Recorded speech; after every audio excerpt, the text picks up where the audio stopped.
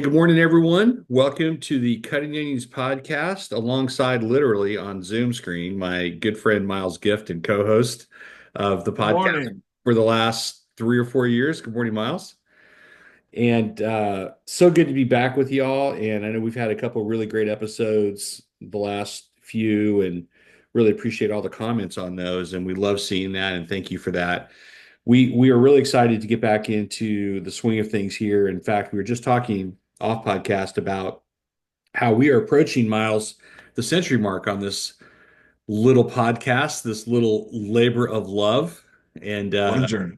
what a journey it's been. And we were just talking about, we wanted, and we're going to put this out today, or the episode here in the next few days. But today on LinkedIn, we're going to put out a little post. We're approaching episode 100. This is episode, Miles, what do we say? 98? This is 98, right? Right? hmm 98. So we're approaching 100, and we want to do something really special for that. So we're looking for an incredible guest for episode 100, and maybe even doing something a little live, maybe. Uh, Somebody looking to, have a little fun, celebrate a little bit with us, exactly, exactly. Maybe come on with us. Maybe have an old fashioned, or you something know, like that, or who or knows? or Diet Coke. I mean, it could be whatever. You Uh, know, you know. but no, but we're really excited. I mean, episode 100 is a big deal, right? Anytime you go from a set of digits to another set of digits, two to Yeah, yeah, three, yeah. three to four, it's a big deal. So just be on the lookout for that on LinkedIn. If you follow us, if you don't follow us, you should be. What's wrong with you? And we look forward to hopefully being able to get a great guest for episode 100. Well, and as I think about 100 versus when you and I started the journey together, and where we've both, how our roads have gone from interstate to gravel road to driving in a field looking for our path back to the interstate. For both of us, I feel like at different times it's been a journey. Really true. I mean, I think everyone knows this on the podcast, but Miles was guest number 7 on the Cutting Onions podcast, and it's hard to believe that we're now approaching 100 episodes, and Miles has been a huge part of this for a really long time. And you're right, our roads have converged and kind of diverged and then reconverged, and here we are. So we're excited. We hope you're excited. We appreciate all the feedback, and we're always looking for ways to get better. So just a reminder, we say this at the end of every podcast, but if there's anything that you want to hear more of, that you want us to talk about more of, please let us know, and we'll be happy to do that. But today we're talking about one of the topics that we love to talk about the most, which is how do you build a high performing general manager to run your operation and to create the experience that you want to have in your restaurant, and that you want to have the team reflect that. So you want them to build this high performing team. You want this leader to come in and build this high performing team to create the amazing experience, to create high AUVs, to create high levels of profitability, all of these things. So it's a really interesting topic, and every time we talk about it, it seems like there's something new kind of out there. And we just learned this week. I don't know a lot about Texas Roadhouse, haven't really done a deep dive into them, but saw an article this week. We saw an article that I thought was really interesting, that Texas Roadhouse actually doesn't have GMs. They don't really have a general manager. They have more of a managing partner concept, and they're really reimagining that leadership role inside of their restaurants. So we thought it was really interesting and really worthy of the conversation. And there are other companies out there who do something along these lines, but not as aggressive as what they call out in Texas Roadhouse. And so that's what we want to spend a little bit of time on today. Yeah, and how can you argue with, I mean, starting with the guest experience that you get at Texas Roadhouse, and every time, we're I've got a group, or it's just the fam, and we're like, hey, where do you want to eat? How about Texas Roadhouse? I've never had someone be like, yeah, I don't know. Everybody's like, yeah, sure, right? It's consistent. The experience is always on point. how do they create that? Because we all know that's the goal in the industry, whether it's QSR, whether it's, you know, full service. How do you create that great guest experience consistently across a brand? So I always say you get the same experience in Walla Walla, Washington as you do in, you know, Virginia Beach. So how do you do that? And they seem to have mastered it, and I think this is a key component to that.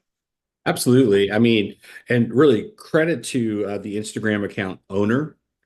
They shared this post earlier this week or late last week on the structure that they use at Texas Roadhouse. So I'm just going to read this, credit to them for this. Did you know Texas Roadhouse, they banned general managers? This wasn't management, it was leadership reimagined, making every location a $6 million per year business. Actually, that we think that's higher based on their 2024 results. It's now closer to 8 million. Most restaurants hire a general manager, hand them a checklist, and then expect them to care like an owner, but they're not an owner and they don't act like one. Kent Taylor, obviously the legend who created Texas Roadhouse, said the best performing stores didn't have good managers. They had a leader who cared like an owner. So he made it official. To run a Texas Roadhouse, you didn't just get promoted, you bought in. So a managing partner invested 25K and earned 10% of the store's profit. Stores run by managing partners didn't just operate better, they performed better. Lower turnover, higher sales, and better guest experiences. The reason it worked, they weren't just making a salary, they earned 10% of the profits. When your paycheck depends on performance, you lead differently. You don't need to ask your team to invest 25K, but you can still build buy-in. Start by creating real paths to profit sharing, growth, or long-term leadership. People commit harder when they see a future in your vision. Show your leaders how your growth equals their growth. This wasn't a leadership perk, it was a performance system. Texas Roadhouse turned ownership into a competitive advantage. I love that. I love everything about that. And they're just putting it out there. Right. Yeah, you can just feel the commitment to the future. You can feel the vision on that and what is important for them for their leadership experience. So we've got team member experience that's vital. We've got obviously the guest experience, but what about our leadership experience? Right. And we, you know, and you hit it in there in that article about we always talk about ownership mentality. And I've even caught myself and almost banned that from my verbiage as I'm talking, because if I can't give them an ownership experience, how can I talk about, well, you need to have the ownership mentality? Because as I'm saying it, what I'm thinking myself is, well, how am I creating that for them? And unless you can really effectively do that, what I know is, and no one has really even, you know, what I'd say clapped back when I talk about that, because that's what you want, right? You want that ownership thought from your leaders.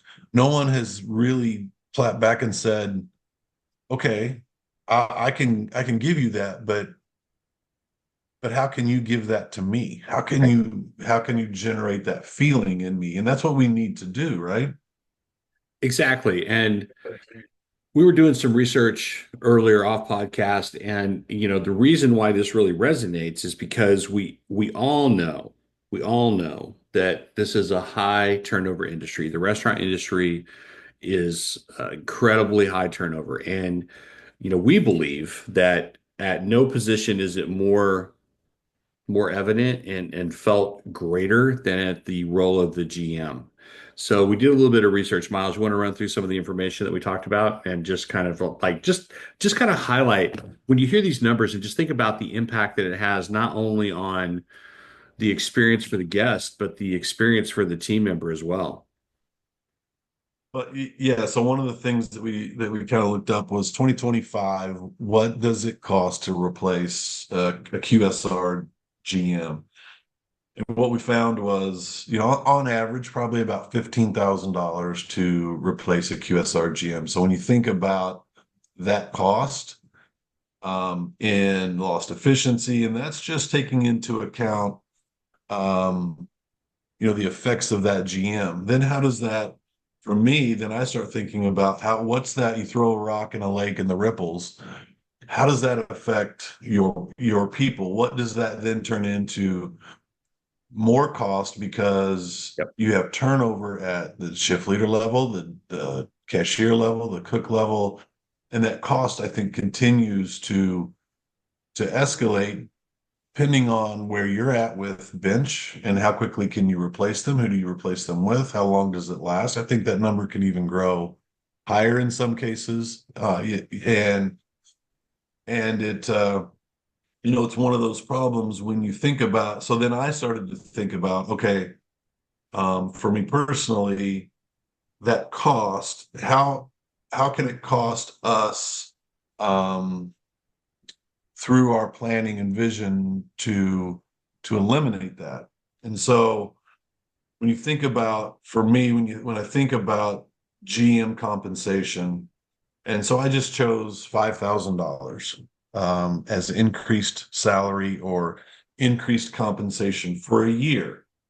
Not a ton of compensation, but when you're at that kind of salary or compensation number, can feel significant. So $5,000 a year divided by 52 weeks, 96 a week, $384 on a 13 period, right, calendar year. $384 a period. Now, if you, and I've seen this personally, where quickly a solid GM can take a restaurant from $1 million a year to $1.5 million, right? So you can add $500,000 a year in sales, divide that out by your 13 periods, and your flow through, because it's 17,000, 19,000. Most QSR restaurants are profitable or at break even. Right. So all the bills are paid, right? We get all the math on that. And then you take it to $1.5 million. And so let's take that, just easy, quick numbers. You take that extra $500,000 in sales. What's the flow through on that? And how much are you flowing to the bottom line? Most QSR flow throughs are 40, 50%. That extra flow through to the bottom line, when you're only paying $384 in extra GM salary for that, a period for that number, it's like, why wouldn't you? Right. Right. Well, and when you think about it and you think about what they're doing at Texas Roadhouse, you think about the mentality, because what I think about with this managing partner program, what I think about is what's the difference in mindset? And we talk a lot about mindset. We've talked a lot about this on the podcast over the years. And what's the mindset of a managing partner in a Texas Roadhouse or a Chick-fil-A, because that's kind of the system they use, right? And there's a few other companies out there that do it.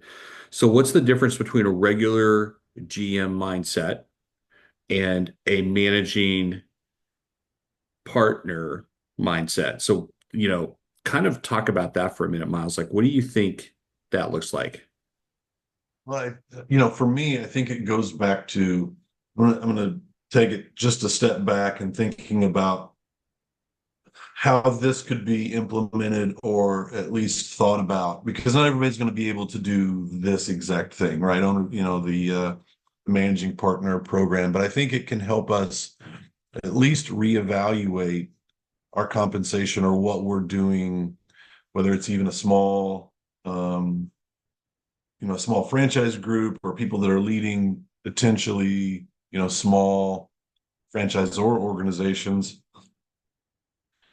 For me, it can start with, okay, it starts with vision, it starts with planning, it starts with budgeting. So what am I happy with?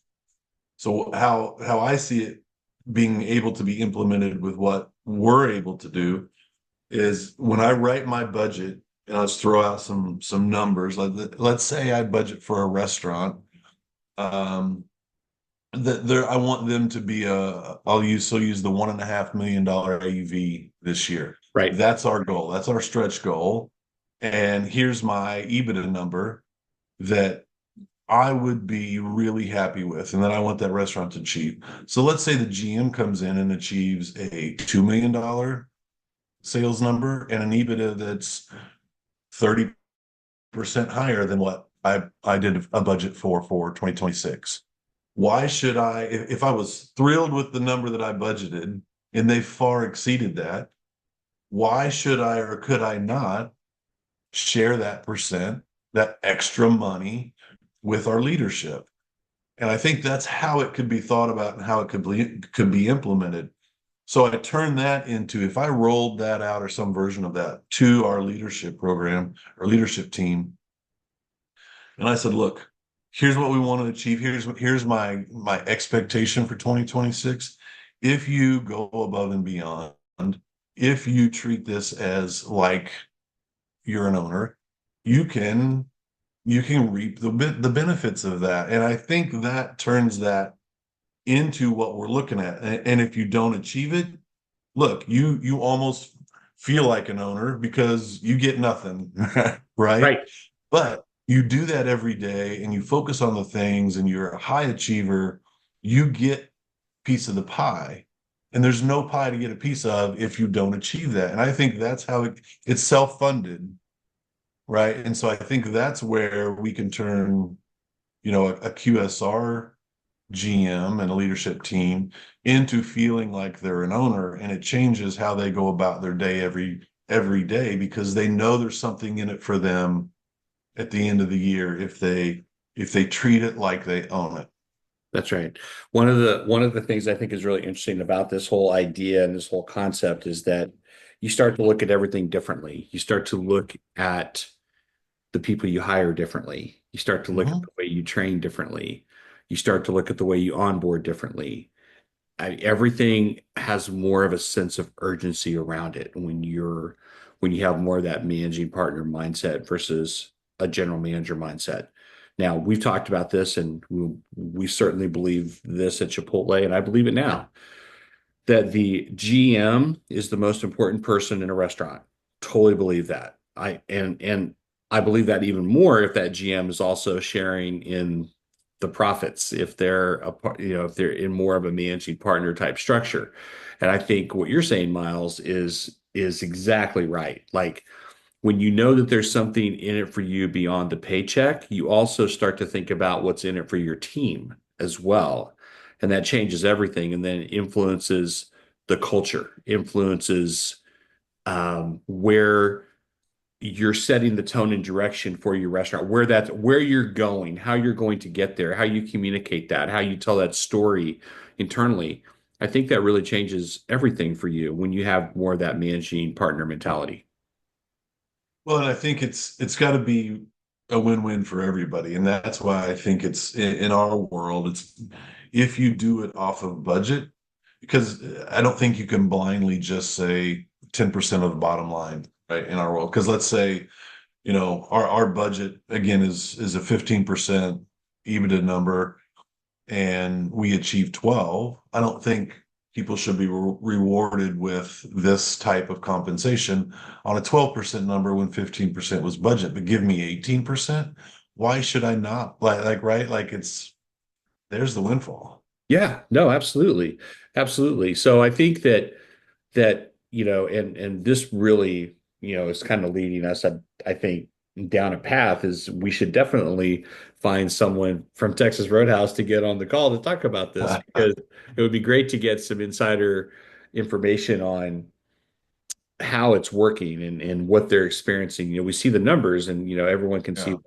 see the numbers last year for Texas Roadhouse in 2024. They released those numbers in February and they were incredible numbers. I mean, their margins, their AUVs, I mean, all that was really, really high. And you have to believe that a lot of that is because of the leadership inside of those four walls. And, I go back to something that you mentioned early on in the podcast, which was when's the last time you had a bad experience at a Texas Roadhouse? Like, doesn't happen very often. Literally never. I mean, And I've gone a lot of times, and yeah, Right. and great point. Like literally never. And those rolls, can we just talk about those rolls for a second with that? I mean, cinnamon butter. Can we just talk about that for a second? But I Well, and mean, and we yeah, always talk about guest experience and think about the guest experience from front to back and through from the time you walk in, and all of the attention and people they throw at the front and the waiting experience and um, I've gotten strategic about how and when I visit because there's usually a wait, and I haven't waited recently because generally I come earlier, and I'm strategic about when I go there because I don't want to stand and wait for 45 right. minutes. There used to be the peanuts and the, chatting, and before you know it, right, you're in, and there's always multiple people up front, and you're looking at the steaks and the rolls right, right there at the front, and um it's just an experience. It is. And if you go to the website, if you go to Texas Roadhouse and you look at their fact sheet, which is on there for everyone to see, I'm just going to read some of this. The first restaurant opened in 1993. Since then, the company has grown to more than 580 locations in 49 states and 22 international locations in 9 foreign countries. They're famous for their hand-cut steaks, their fall off the bone ribs, made from scratch sides, and of course the fresh baked bread, which we just talked about. Their restaurants average 5,000 guests a week, which is one of the highest in the industry. They serve 300,000 meals per day. The average Texas Roadhouse seats 291 guests. They serve 15 varieties of margaritas. Their number one seller is the 6-ounce USDA choice sirloin, and steaks account for 44% of their menu. First restaurant opened in Clarksville, Indiana in 1993. I mean, so those are just staggering numbers, right? And, it goes on to talk about the history and the friendship that Kent Taylor had with Willie Nelson and how they met at one of the concerts that Willie was doing for Farm Aid. Very, very cool. So you hear all those numbers, though, but it's important to go behind the numbers and think about how they got there. And I don't know what point they introduced the managing partner program, but I have to believe that it's really fueled their results and helped them be able to grow even more aggressively. Yeah, I circle back to how can this be relevant to people that are listening, and they incorporate it into their organization. And I think it's about some version of this. And so what's important to you, and what do you want your internal team member experience to be, and how do you want to go about growing your organization? And if you get out of the mindset of this is what I want to pay, this is the compensation level, this is they're being compensated to do their job. And that's what I hear a lot from a lot of senior leaders. And it's like, guys, it's 2025. That's right. And I think we have to reimagine what that is. And if, again, I go back to writing your budget, if I'm really, really happy with this, happy with my people, if they produce this, how can I, and it may not be this, it may be some version of this, but Sure. how can I show them that I appreciate that they went above and beyond? And what I hear, again, a lot in these conversations is, well, what if it's market driven? What if competitors closed, or what if new things opened and they didn't drive it? It's like, okay, well, they were still stewards of our business. They managed that growth well, flowed the money to the bottom line, increased profits, and why not reward them for that piece of it, and then encourage them to do it again next year. There's that carry forward number that if they create higher volumes or manage even then the higher volumes, man, they can do that, in perpetuity That's potentially. right. I mean, the bottom line is, I'll say it a little more directly. Do y'all want to continue to struggle? Do you want to be on the struggle bus? Do you want to continue to just have a hard time running operations and creating the guest experience? I mean, you're gonna have to pay for performance. I mean, I can't say it any more clearly than that. Whether you're in the QSR segment or fast casual or fine dining, it doesn't matter, or casual dining, it doesn't matter. Like there's an investment. There's a return on the investment. And then I heard this term a few years ago that I really loved. Also, the acronym is ROI, but it's return on intention. What are you intending to build? What are you intending to do? And, creating something like this or taking steps towards creating something like this, I think is incredibly powerful. We had the restaurateur program at Chipotle where, we bonused our GMs on their ability to develop great people and run great operations. And they expanded their financial potential based on the number of units that they were influencing, that they had the ability to lead from. And they led from a place of strength. They led from a place of developing high performing teams. So you can do this in other types of restaurants, right? It doesn't have to be a Texas Roadhouse. In and Out, it's another great example, right? While we don't have their details on how they pay their managers, we know that the average GM at an In and Out makes $160,000 a year. Now, I don't know if that's base, all in, I'm not sure, but those numbers are staggering and they have one of the lowest turnover percentages in the industry. So, but the fact remains, we said this really from day one on the podcast, like there's a big disconnect out there. Like everybody says they want something, but they're not willing to fund it or even take steps towards it. I realize not everyone can launch a managing partner program like this tomorrow, but are you committed to it? Are you willing to work through it? Are you willing to start to take steps to build something? It all has to start with that intention of doing so and then starting to take steps towards it so that you can run a more successful restaurant, a more successful organization. You can improve your profitability. You can do all things you want to do. Along the way, you're sharing that experience with others. Well, first of all, you mentioned In and Out, and so Lindsay Snyder, if you're listening, would love to have you We would love to have as you on the part podcast. Yes, that was a shameless of plug. That was a episode shameless plug. 100 would fantastic. But what a couple of the sayings that the isms that I kind of think about or that come to mind when we're thinking about what we're talking about is do what you've always done, get what you've always got. And the definition of insanity is doing the same thing and expecting different results, right? And it's just a guiding mindset as you look at different things as you set the vision, including this, right? Including compensation, including about leadership experience. And so then I think backwards and how compensation has evolved over the years. It started with base, it was just a salary.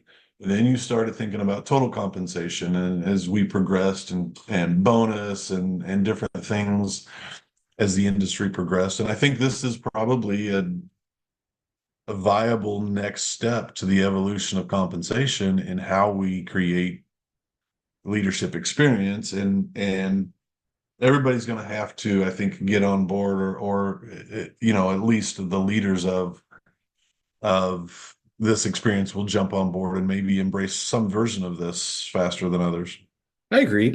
And it also starts with the career path, right? No one just gets promoted into a managing partner at Texas Roadhouse. They've held the other positions in their leadership structure. They've worked their way up, right? So this is the payoff of all that work. So Right, still about right. creating opportunities. It's still about the career path. It's still about developing your replacement. It's still about all those things. But this is just I think this is a uniquely better way of looking at the general manager role and what it could actually be. What would it be like if everyone acted like they owned the place? Like we had this saying at Chipotle, we had the pepper is what we called it. It was kind of our like creed, right? It's what we hung in every restaurant, right? One of those points on the pepper was act as if you own the place.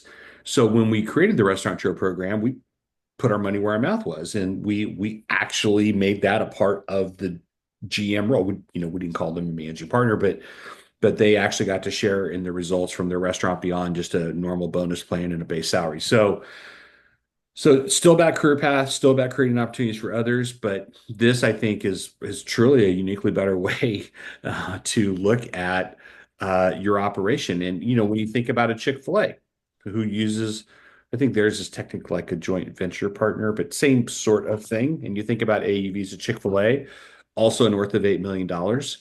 You think about that one restaurant, right? So you think about that. So to your point earlier, Miles, like while we're talking about Texas Roadhouse, which is more casual dining, Chick-fil-A squarely in that QSR space, and they're able to do it with a similar structure. Yeah, and I think it's still about high performers, right? Because of, setting the parameters against budget. So it's still about high performers, and it's still about putting the bumpers in place to write a program like this. So, what it makes me think is, so let's say AUVs are similar, and you've got these benchmarks of a bottom line number that they have to hit, et cetera, et cetera. What you couldn't have is someone that creates something that's not sustainable because they're not replacing smallwares, understaffing for that year number. There's things you put in place, I think, to safeguard against that, but it's still just rewarding high performers for what they're achieving. Absolutely. And what were the numbers again, Miles? Can you say the numbers again for the cost to replace a GM in a QSR restaurant? So on average, about 15,000 per turn. Got it. So in a casual dining restaurant, you would have to imagine that number to be higher and more Right. significant, So right?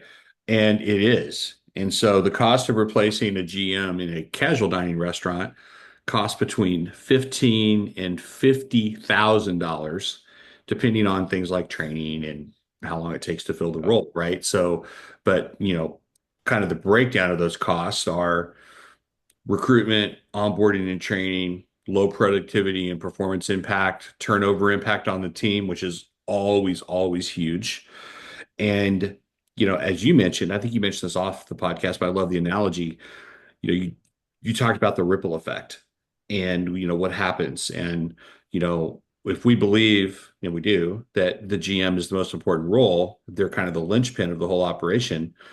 Having poor GM continuity can ripple down to that hourly turnover, the guest experience, and of course sales. So it's if you're operating multiple units, right? So thinking more now shifting mhm, QSR, the aggregate cost of that GM turnover can quietly drain hundreds of thousands of dollars annually unless mhm. you're proactive and making sure that you have the right people in the right place. So really interesting. Well, and thinking about how this shows up to higher management, right? It doesn't. It shows up embedded in the P&L in different lines: uniform costs, team member costs, potentially higher food costs, right? It's incrementally through the P&L. It doesn't. No, I've never seen someone every time you turn a GM somehow at least in a shadow box, say, okay, we turned three GMs. Here's that $60,000 hit or that $45,000 hit that we need to visually at least see because we see a turnover number. We never see that in that. Man, it hits me in the face, the financial cost of that. And I think if we thought about it that way, we would be more inclined to Totally. come up with a viable solution to eliminate that. Absolutely. So, what are some tangible takeaways, Miles, do you think that we can offer people as they're kind of thinking about this journey of like elevating the experience of a GM, even if it doesn't go directly to a managing partner role? But what are some things you think that we can do, the listeners can do to kind of help them take some steps in that direction? For me, it starts with vision. Who do you want to be? What experience do you want? I think for me, it always starts with team member or leadership experience that creates the guest experience you want. So thinking through the whole nut, what is that? And then what are you comfortable with And because it could be something very different. For me, the goal of this conversation is just to get people to be thinking about it. And it could be baby steps. It could be, well, let me try this first. And man, this is a great concept, a great thought process. Let me think about what we're doing and what kind of experience we're creating, and how can I do it differently? And if people can take that away and start thinking, because maybe they're not thinking about the experience and how that translates into results. Because I believe you and I both believe results are only achieved through people. They're not just KPIs. They're KPIs that are achieved through what people do every day on that front line. You talk about the GM and their teams. So for me, it's the takeaway of just stepping back and getting out of the day-to-day grind. And have I thought about where do I want to go and how do I want to get there? And what role can this play in that? Yes, absolutely. And I think that also beyond that, or in addition to that, I think everything you just said, 1000% true. And then I think you've got to pick some place to start. So even if you're a Mhm. GM, or if you have the financial wherewithal to have a GM, many restaurateurs don't. They run it themselves, right? But if you're in a position where you have a general manager working for you, everything Miles just said is critical. What's the vision? Where are we going? How are we going to get there? Setting clear expectations, clear roles and responsibilities, who does what when, all those things. But then you've got to take a step. You've got to take some sort of you have to make an investment, a financial investment, whether it's a simple bonus plan where they have the opportunity to earn a percentage of their salary, which is what a lot of companies do. Nothing wrong with that, right? It's a great start. And then as part of your 1, 3, 5 year vision casting process, you could put on a board, like, you know what, in 3 years, I want to have managing partners. I don't want to have just GMs. I want to have managing partners have skin in the Yeah, game, right? And right. they're investing along with me, and they're a part of it. So I bet you, I haven't seen the numbers, but I bet you the turnover percentage of a Texas Roadhouse Yeah, person, managing partner, is right. significantly lower than some of the Super numbers low. that we read earlier, right? And Yeah. so I think it's a combination of the vision casting and being able to set expectations clearly, and then investing in that GM now to give them a chance to earn a little bit extra, right, beyond their base. And then let that kind of blossom and grow over time as results improve, because results are important. And as they begin to build a team around them of people that are performing at a really high level. Think that's I think that's the approach. So I think what Miles said, what I said, put those two things together and just take a step in that direction. Yeah, and I think it's about perspective and how you look at this nut. Because if you think about it from the old school and just to me, like I would just this linear just compensation conversation versus that, okay, so let's say you've got a restaurant and you would be super happy, super happy if that restaurant threw off $200,000 in profit. Hmm. Okay. So that's your expectation. You're super happy with that number. But let's say it threw off 275,000 for Right. the year.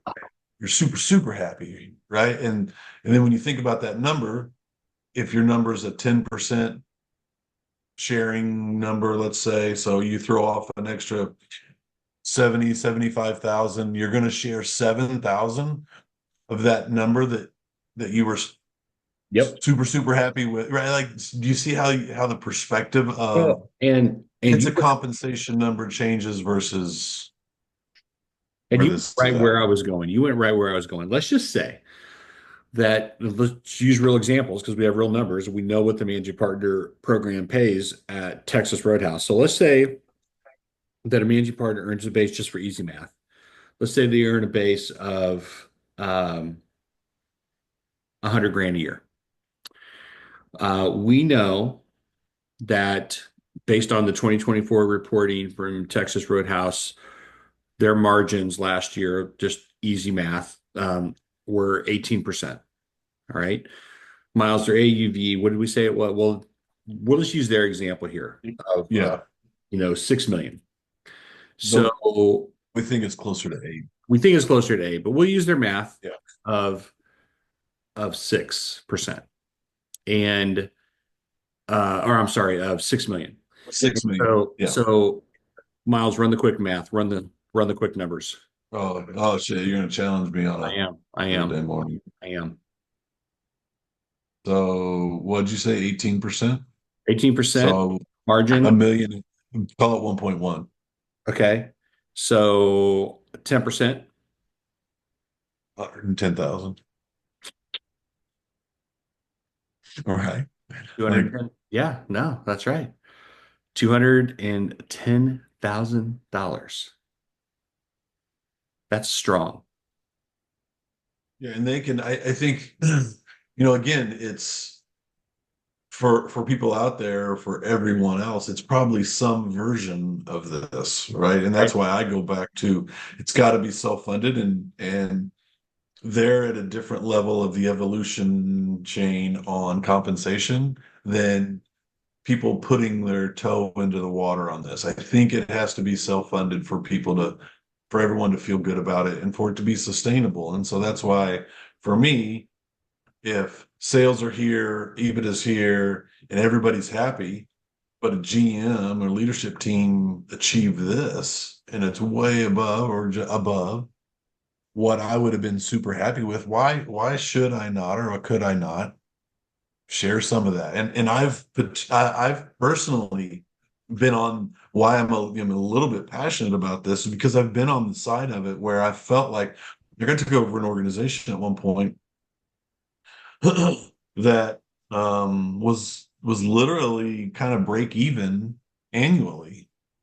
And we went from annually break even to more than $2 million in profit, like to quote Caddyshack, like, how about a little something for the trouble? And it's Exactly. but that's how you feel, and you want people to sustain that energy. You want them to sustain those results and grow those results next year. And if I can turn something from 0 to 2 million and then potentially 4 million, like seriously, right? Like, why not? Well, make that argument as to why I shouldn't have a little bit of that, and my folks that are achieving those results shouldn't have a little bit of that. Because what else has changed? What did they magically add to the menu to drive sales? What did they magically do to increase guest satisfaction, et cetera, et cetera, et cetera? That's your team doing that. Absolutely. 100%. 100%. Look, I think this is really brilliant. I think what Texas Roadhouse has done is really groundbreaking, really different, really aggressive, I think in the best ways. And I'm really proud of them. I think it really sets a great tone for the industry. I think it really sets a great example for everyone else to aspire to. And I'm really glad we're having this conversation today. And I think I hope it's really helpful. It really challenged my thinking, right? I was already kind of in this mindset, but this is like Mhm. next level stuff. And I love it. Mhm. And I would Yeah, love it's it if we could get someone from Texas Roadhouse. We'll try to get them on that's to right. actually talk about this. So Yeah, I think it can be again, I think it can be relevant, if nothing else, for people to just step totally. back and evaluate. And are there minor tweaks that they can make all the way, and just from an approach and from conversation level, all the way up to something like implementing, an ownership type, compensation. I think there's probably somewhere in between, or again, a toe in the water or a mind shift set that starts this. Totally agree. Totally agree. This is really great stuff, Miles. Thanks for all the homework on this, and thanks for the great dialogue around it. And we hope this was helpful for everybody. And we look forward to continuing the conversation. And like we said, we'll do our best to get someone on from Texas Roadhouse to kind of talk about like real life, and Mhm. kind of present how it's working for them. Yeah, I think especially like a managing partner and how that affects them and hearing that, I think could be super impactful. Agreed. Agreed. Awesome. Well, as always, great job, sir. And You as well. thank you Enjoyed so it. much for listening, everyone. And we look forward to the next podcast as we approach episode 100. This is episode 98. Whoop, Uh, whoop. Next week's 99. So we're looking forward to getting closer to that. So if you know anyone we should be talking to for episode 100, um, let us know. We'd love to. All the way back to how you threw this out originally with um how I forget exactly now how you phrased it in the beginning, but who in the restaurant world should people know but don't, kind of thing Yes. as to what. Yes. Yes. Who should we be talking to that we haven't talked to, that we need to talk to? Who's a mover and shaker out there that is really doing some incredible things around people, culture, and operations, or marketing, or any of the segments in the industry that we should be talking to? We'd love to have them on. Yep, yep, yep. And for me, the last thing I want to, I know we have Lucky Snipe on our We kind of our do. branding stuff and our communication. They have recently dipped their toe into the swag world, so turning out fantastic tumblers and shot glasses and koozies and anything you can think of with your logo on it that you want to do for NROs, which they've done for me here recently over the last couple of months as I'm frantically opening locations. But man, supplying me with quality merchandise. And if you haven't visited luckysnipe.com, do so. They also have a retail site, but man, their swag stuff is up and running and it's good looking stuff. Amazing. Love it. Yep, yep. Thanks, everyone. We'll see you next week. We appreciate you joining in today. Have Have a a great great day, day. Bob. Yep, absolutely.